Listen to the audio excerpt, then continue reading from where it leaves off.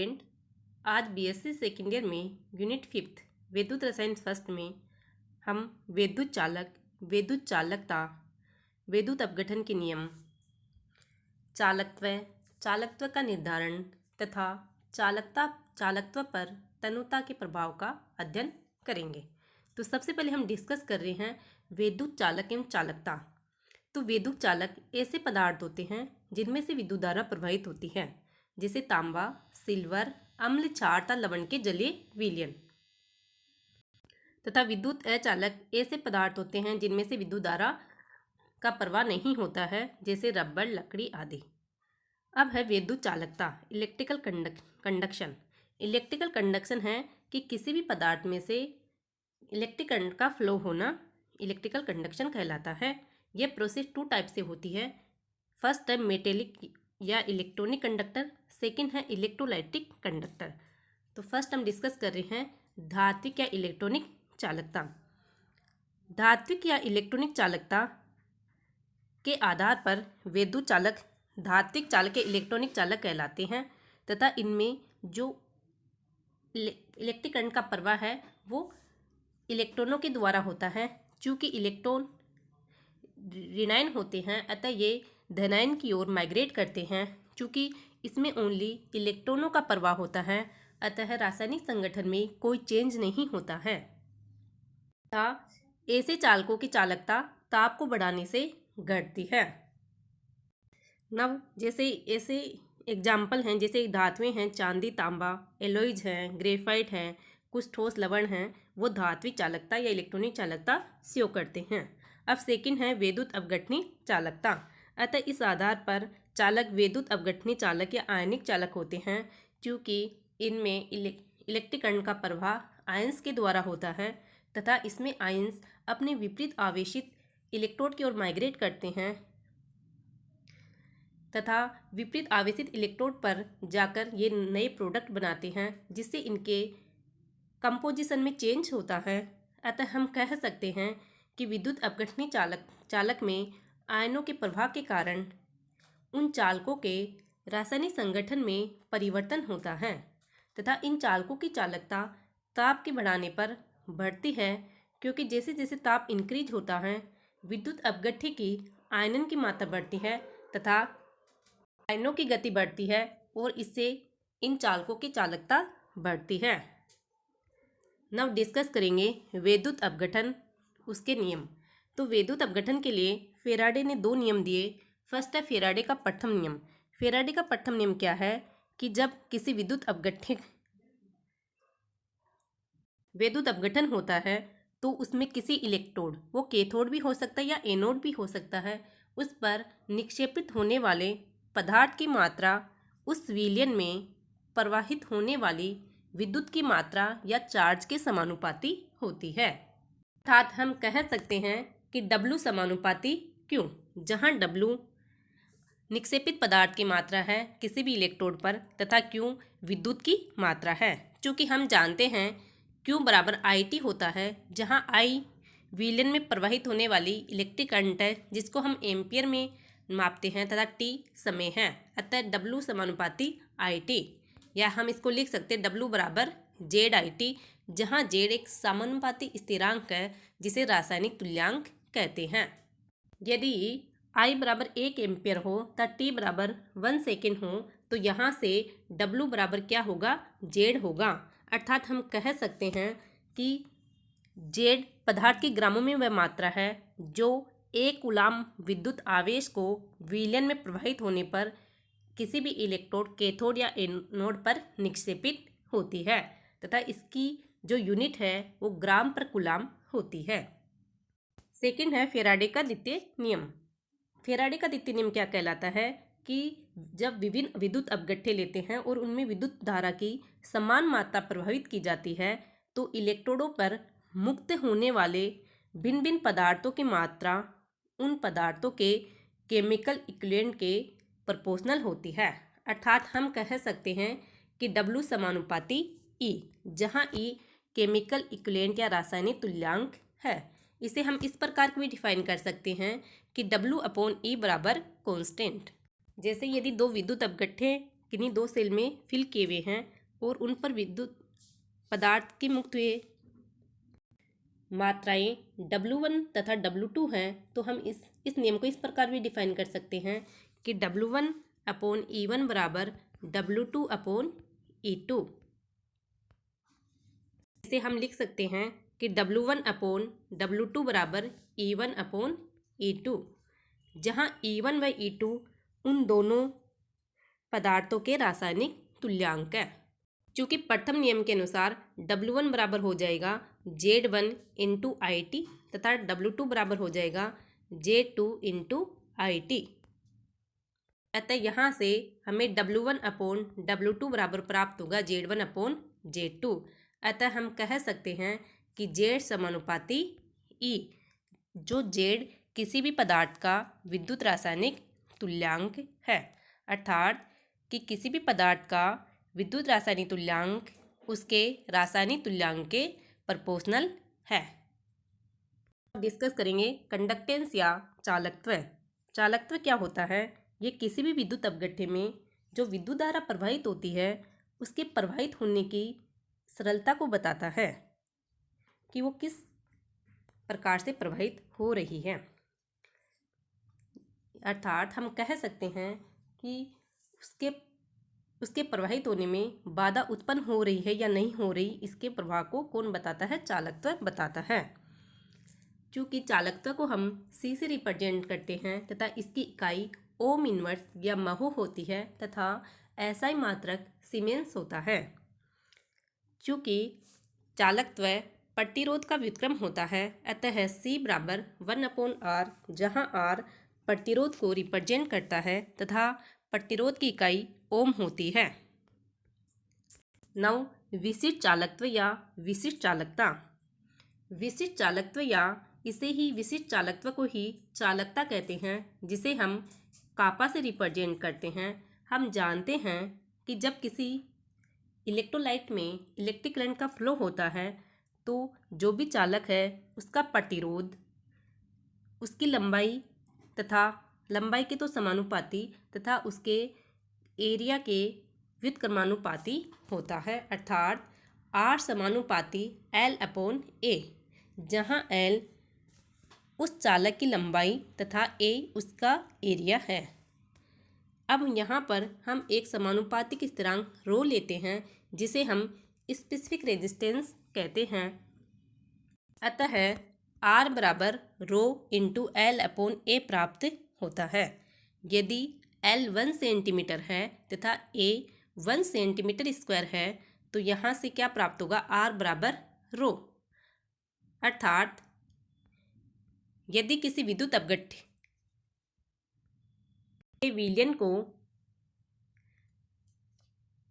एक वर्ग semi area के इलेक्ट्रोड जिनके बीच की दूरी 1 सेमी हो उनके बीच रखा जाए तो उस विलयन का प्रतिरोध उसका विशिष्ट प्रतिरोध होता है।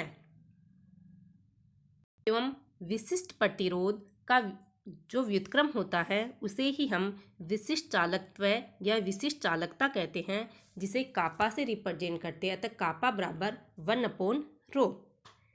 चूँकि कापा को लिख सकते हैं L/A इंटू C, जहाँ C चालकत्व को रिप्रेजेंट करता है। यदि इलेक्ट्रोडों के बीच की दूरी 1 सेमी हो तथा विलयन को एक वर्ग सेमी एरिया के इलेक्ट्रोडों के बीच में रखा जाए तो कापा बराबर C प्राप्त होता है।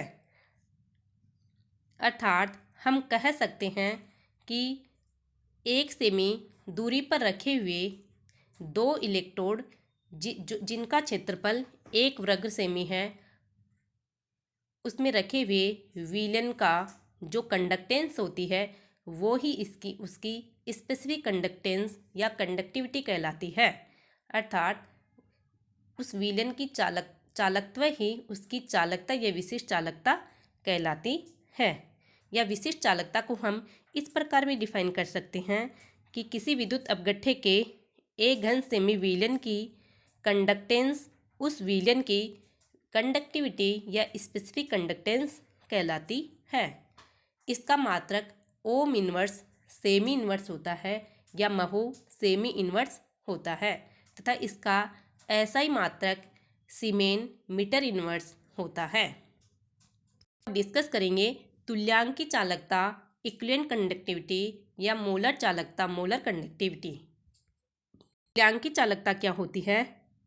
यदि किसी इलेक्ट्रोलाइट को 1 ग्राम तुल्यांक रखने वाले V मिली विलियन में विलय करके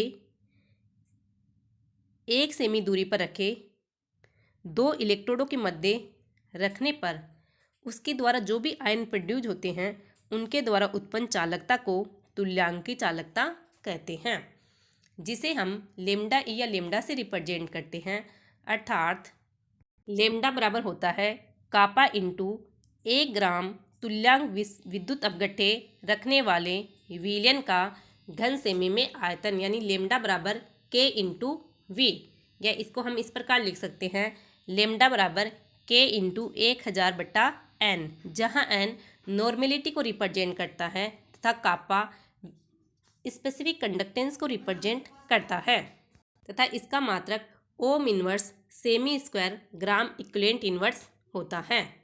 इसी प्रकार मोलर चालकता में हम 1 मोल को लेते हैं कि किसी विद्युत अपघट्य के 1 मोल को V मिली सॉल्यूशन में विलय करके 1 सेमी दूरी पर रखे 2 इलेक्ट्रोडों के मध्य रखने पर आयनों द्वारा उत्पन्न चालकता को उस सॉल्यूशन की मोलर कंडक्टेंस कहते हैं तथा इसे लेम्डा m से रिप्रेजेंट करते हैं तथा लेम्डा m बराबर K इंटू 1000/m, जहाँ m मोलरिटी को रिप्रेजेंट करता है तथा इसका मात्रक ohm inverse semi square mole inverse होता है।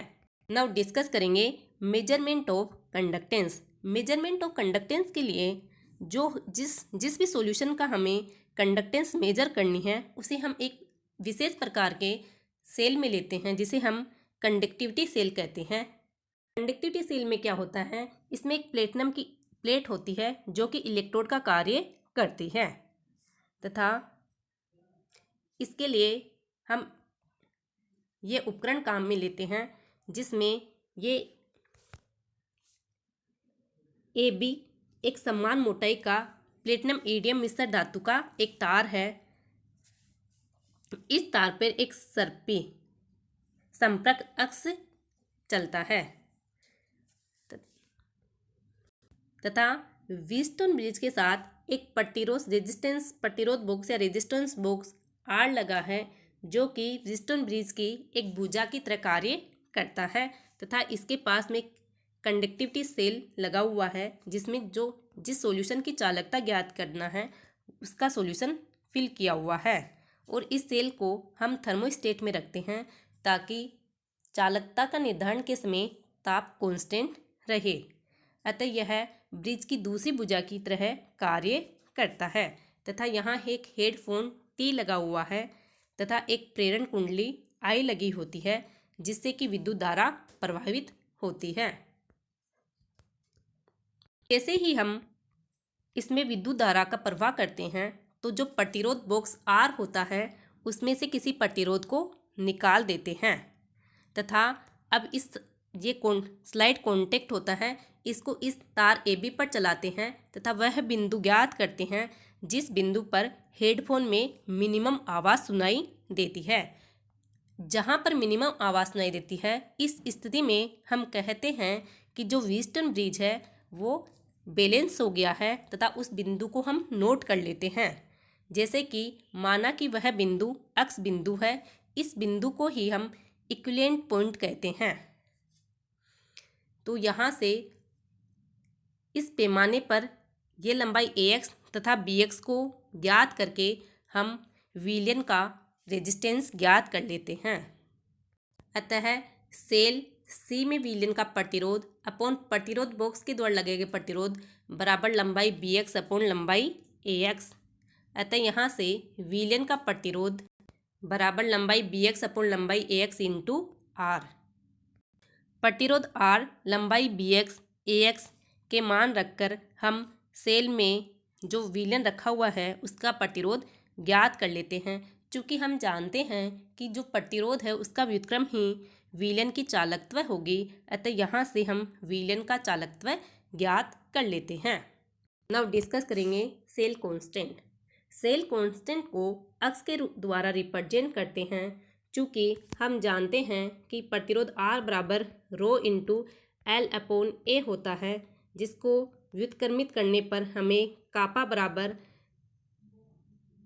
1 upon R into L upon A प्राप्त होता है, तथा 1 अपॉन R को C रखने पर कापा बराबर C into L upon A प्राप्त होता है, तथा L अपॉन A को अक्स रखने पर कापा बराबर C इंटू एक्स, जहाँ कापा विशिष्ट चालकता तथा C चालकत्व तथा एक्स सेल कांस्टेंट को रिप्रेजेंट करता है, तथा इसका मात्रक मीटर इनवर्स या सेमी इनवर्स होता है।